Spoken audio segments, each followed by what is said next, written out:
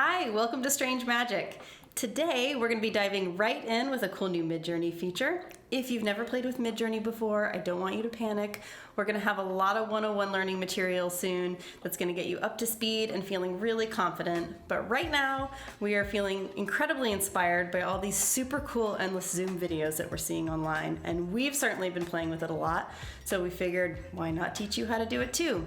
And we've created a super easy Premiere Pro template that you can download in the descriptions here so that you can make your own.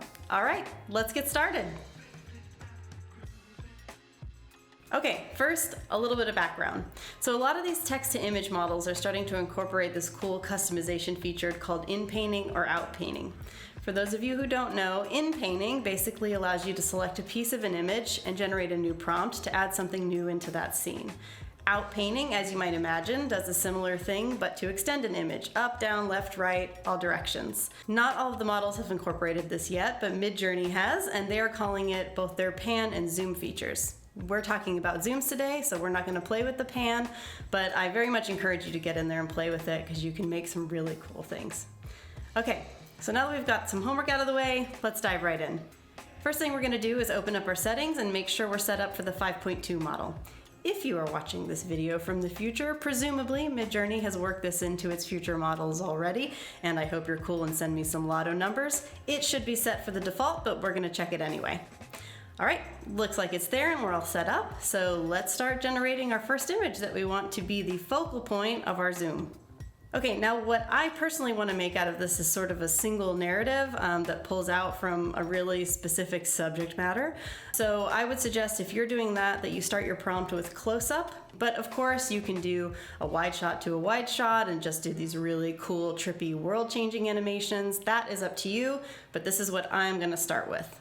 Last little note on the prompt, Midjourney will let you create in any aspect ratio that it supports, but please note that our Premiere Pro template is built for square images, so keep it in the 1:1 aspect ratio if you plan to use that. Otherwise, the world is your oyster. All right, a close-up of a very passionately singing rat on stage.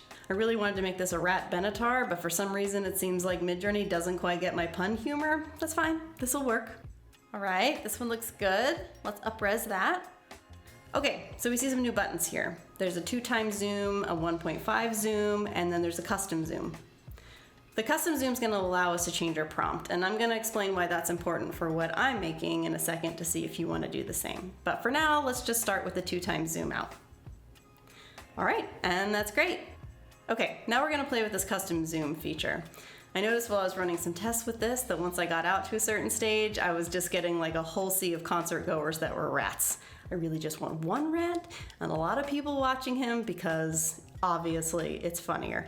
So what I'm going to do is I'm actually going to delete my entire prompt here. I'm going to replace it with just something generic about a concert full of people.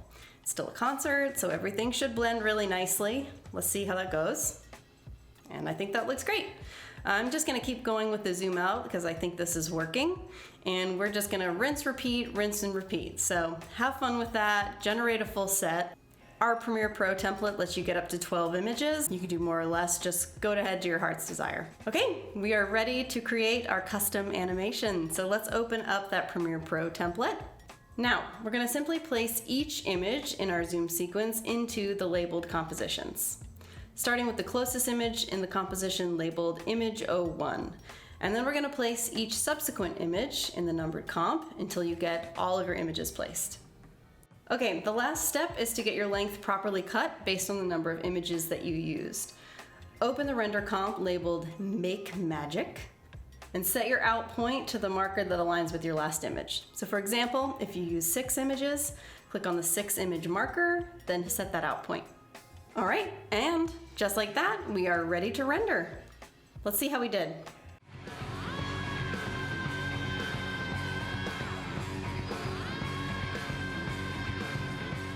All right, and there you have it, an animated zoom generated from just a few image prompts. If you do use this template, please share your results with us and tag us. We would love to see what you made. And a little postscript for any extra milers who might be watching, feel free to explore combining this with other AI tools. You could use DID to mix it with some character animations and 11 Labs to generate an AI voice for that character. You could do a match frame at the end. Like this. It's a little bit like strange magic, isn't it? Thanks so much for joining. Our social media handles are in the description. Please like and subscribe if you enjoyed this. And if you haven't already, please subscribe for a free newsletter. Stay strange.